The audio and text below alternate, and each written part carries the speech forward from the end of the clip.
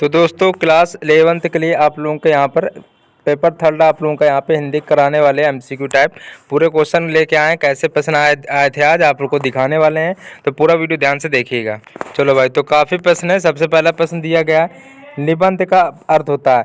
तो निबंध का अर्थ होता है बांधना। निबंध का जो अर्थ होता है वो होता है बांधना।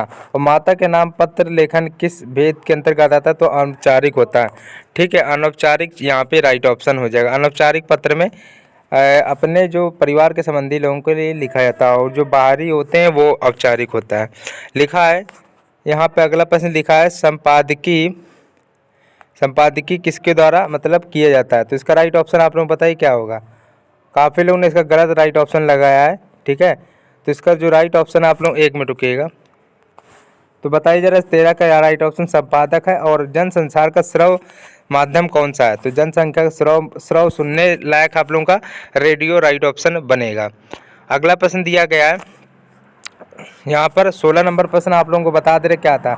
16 नंबर में था कि रिपोर्ट में दी गई जानकारी, ठीक है, रिपोर्ट में दी गई जानकारी का स्वरूप कैसा होता है? ठीक है, स्वरूप कैसा होना चाहिए? रिपोर्ट में दी गई जानकारी तो तथ्यात्मक और सच्ची घटना पर आधारित, ये भी क्वेश्चन आया था। 17 नंबर, समाचार पत्र लेखन में कितने ककार होते हैं?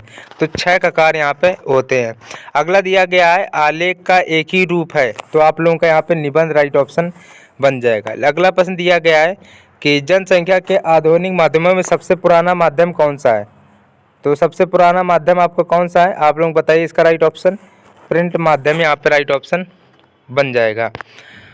अगला दिया गया है, पत्रकारिता का मूल तत्व क्या है? जिज्ञासा यहाँ पे जो है वो राइट ऑप्शन बन जाएगा। लिखा है कि निम्नलिखित में से निबंध का एक भाग होता है। तो निबंध का एक भाग है प्रस्तावना। और निबंध डैश साहित्य की विधा है। तो ये निबंध जो है गद्य जो है वो राइट ऑप्शन यहाँ पे बन जाएगा। कार्यालय पत्र बाहरी लोगों को मतलब अधिकारियों के लिए लिखा जाता है।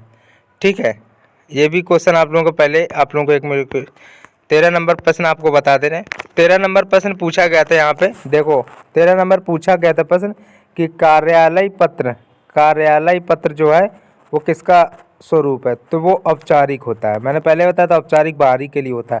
तो कार्यालय पत्र, अधिकारियों पत्र, नौकरी के लिए आवेदन पत्र, और बाहरी लोगों के लिए औपचारिक, और घर परिवार सगे संबंधी मित्र और वो अनौपचारिक होगा।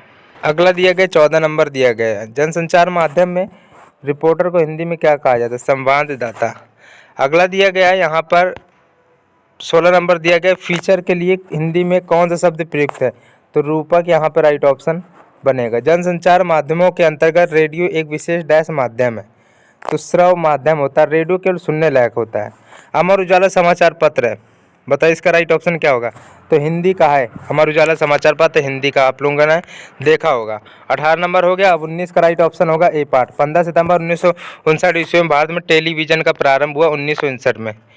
ठीक है, जहाँ पर देखते हैं अगला प्रश्न 20 नंबर, निबंध एक अति आवश्यक गुण है। ये भी आप लोग बता दीजिएगा राइट ऑप्शन। ठीक है, एक मिनट रुकिएगा। चलो अगला प्रश्न दिया गया है, एक क्वेश्चन मिस हो गया है इसका, यहाँ पे प्रस्तावना होगा। ठीक है, इसका प्रस्तावना राइट ऑप्शन होगा, आप लोग लगा लीजिएगा। और 12 नंबर का मौलिकता हो जाएगा। ठीक है, अति विशेष गुण है। और आपको बता दे रहे 11 नंबर जो है, ठीक है, उसका जो निबंध का अंतिम भाग कहलाता है प्रस्तावना। निबंध का अंतिम भाग कहलाता है प्रस्तावना। 14 नंबर दिया गया है आप लोगों को, यहाँ पे दिया गया है कि सर्वप्रथम, ठीक है, सर्वप्रथम मुद्रण का प्रारंभ कहाँ हुआ? तो इसका राइट ऑप्शन आप लोगों को क्या बनेगा? इसका राइट ऑप्शन मुद्रण मतलब कागज़ भी मान सकते हो, चीन में। ठीक है, ये भी फिल्में जनसंचार के किस माध्यम के अंतर्गत आता है? तो श्रव्य दृश्य श्रव्य माध्यम। ठीक है, देख भी सकते हैं, सुन भी सकते हैं। मीडिया की भाषा में बीट किसे कहते हैं? तो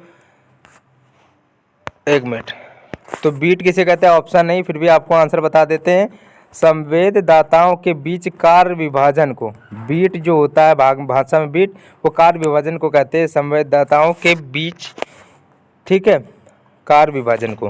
अगला दिया गया है यहाँ पर, अगला प्रश्न है कि संचार शब्द की उत्पत्ति चर शब्द से हुई। तो चर का जो अर्थ पूछा गया यहाँ पर रुक चलना होगा, चार से चलना। विद्यालय में अवकाश हेतु दिए गए आवेदन में संबोधित किया जाता है प्रधानाचार्य को। ठीक है, सेवम श्रीमान प्रधानाचार्य जी। अगला 1 मिनट, 19 नंबर दिया गया आलेख एक विधा है। तो आलेख आपको बता चुका है, ये पहले भी क्वेश्चन ही थोड़ा बना था, ठीक है। तो गद्य से संबंधित था, गद्य लेखन। फीचर में तत्वों की प्रस्तुति का ढंग होता है, मनोरंजक, यहाँ पे राइट ऑप्शन बनेगा। अगला प्रश्न, जनसंचार का श्रव्य माध्यम कौन सा है? जन श्रव्य केवल रेडियो ही है। सूचनाओं का संकलन पर संपादक तक पहुंचाने की जिम्मेदारी किसकी होती है? पत्रकार, यहाँ पर राइट ऑप्शन बनेगा। 11 नंबर दिया गया, साहित्यिक अभिव्यक्ति में रचनात्मक लेखन का माध्यम है। तो ये 11 नंबर प्रश्न है, ठीक है। इसका राइट ऑप्शन आप लोगों को पता ही क्या हो सकता है। फिलहाल क्लास 11 से रिलेटेड यहाँ पे सारे पेपर आपको मिलते रहेंगे, ठीक है। तो वीडियो को आप लोग लाइक जरूर कर लीजिएगा। चलो अगला दिया गया क्लास भाषा, यहाँ पर राइट ऑप्शन है। आप लोगों का नाटक विधा है, एक तो दृश्य और श्रव्य, राइट ऑप्शन। आमतौर पर कार्यालय पत्र को कहा जाता है, कार्यालय ही पत्र। अभी अभी क्वेश्चन ये बना था, ठीक है। 13 नंबर प्रश्न, बताइए आप लोगों का क्या राइट ऑप्शन है? कार्यालय पत्र औपचारिक पत्र होता है, बाहरी लोगों के लिए लिखा जाता है, जो अधिकारियों के लिए, और कार्यालय पत्र नौकरी के लिए आवेदन पर, औपचारिक पत्र होगा, अनौपचारिक घर परिवार के लिए। 14 नंबर दिया गया, वर्तमान समय में जनता तक पहुँचने तक समाचार कहाँ से प्राप्त होता है? तो इन सभी के द्वारा। जनता तक जो समाचार पत्र कहाँ से प्राप्त होगा? उस सभी के द्वारा। फीचर लेखन में, ठीक है, कितने आयाम होते हैं? फीचर लेखन में कितने आयाम यहाँ पे होते हैं? तो यहाँ पे 3 जो है वो राइट ऑप्शन बनेगा। नोटिस का हिंदी रूप है, ठीक है, नोटिस मतलब सूचना, ठीक है। चलो अगला देख लेते हैं। अगला क्या होगा यहाँ पे? पत्राचार किसके व्यक्ति का सरल तरीका? इन सभी का संकेत है, विचारों वैष्णव का। 18 नंबर दिया गया है, वह हिंदी जिसका प्रयोग दैनिक व्यवहार, वाणिज्य, पत्राधार, प्रशासन, व्यापार, चिकित्सा, योग, संगीत, विज्ञान, प्रौद्योगिकी आदि क्षेत्रों में किया जाता है, कार्यालय हिंदी, ठीक है।